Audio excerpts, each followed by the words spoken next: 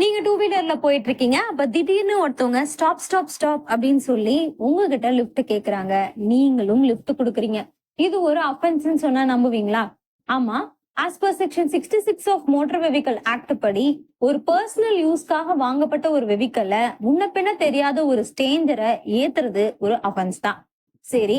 As per section 192 படி இதுக்காக நீங்க ஃபைனும் பே பண்ண வேண்டியது வரும். டூ வீலருக்கு மட்டும் இல்ல, இது காருக்கும் தான் அப்ளை ஆகும்.